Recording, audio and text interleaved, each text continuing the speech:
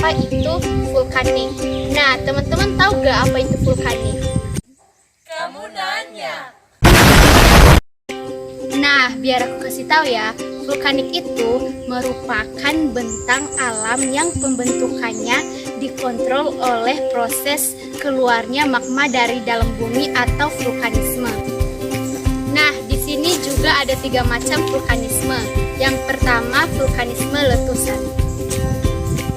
Nah, vulkanisme letusan ini dikontrol oleh magma yang bersifat asam, banyak gas, sifat magma kental, ledakan kuat, dan biasanya menghasilkan material piroklastik dan membentuk gunung api yang terjal. Yang kedua, vulkanisme lelehan. Vulkanisme lelehan ini dikontrol oleh lava basah, sedikit kandungan gas, magma encer, ledakan lemah, dan vulkanisme ini biasanya menghasilkan gunung api rendah dan berbentuk perisai.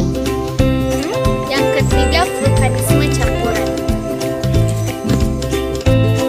Vulkanisme campuran ini dikontrol oleh magma menengah dan biasanya menghasilkan gunung api strato. Nah, teman-teman, itu dia apa yang dimaksud dengan vulkanik. Oh, gitu. Nah, di sini saya akan menjelaskan proses peristiwa terjadinya gunung meletus. Gunung meletus merupakan peristiwa yang terjadi akibat endapan magma di dalam perut bumi yang didorong keluar oleh gas bertekanan tinggi.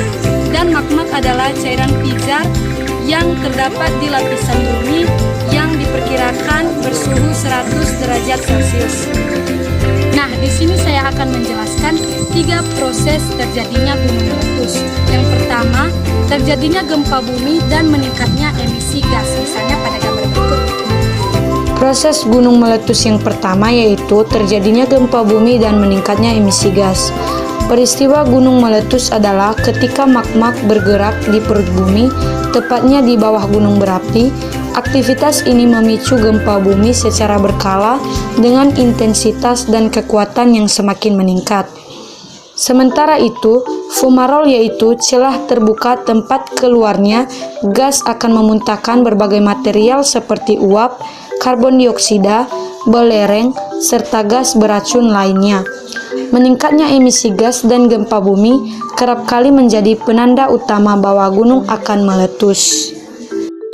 Yang kedua yaitu mengeluarkan abu dan uap panas.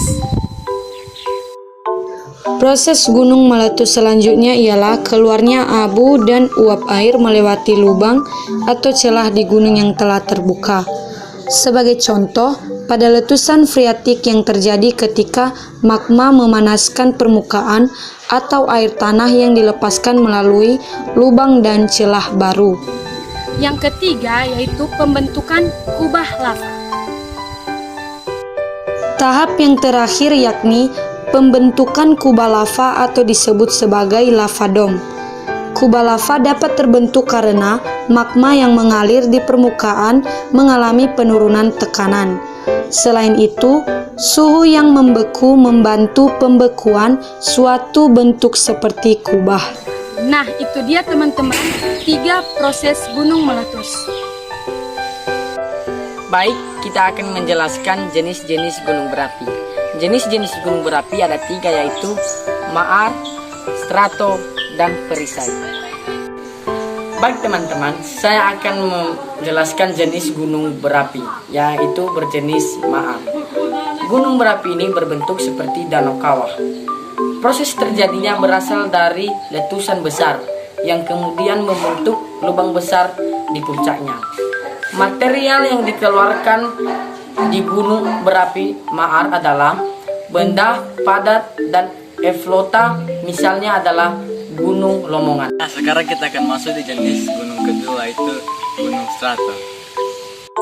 Gunung api strato atau stratovolcano adalah gunung api yang tersusun atas perselingan endapan piroklastika dan aliran lava.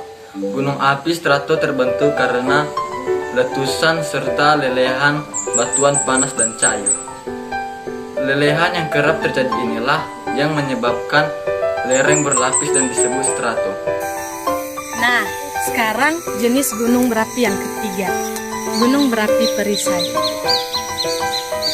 Gunung berapi perisai atau gunung berapi tameng adalah jenis gunung berapi memiliki bentuk seperti perisai yang melebar dan dengan sedikit puncak yang tidak terlalu tinggi, persis seperti perisai yang diletakkan di atas tanah.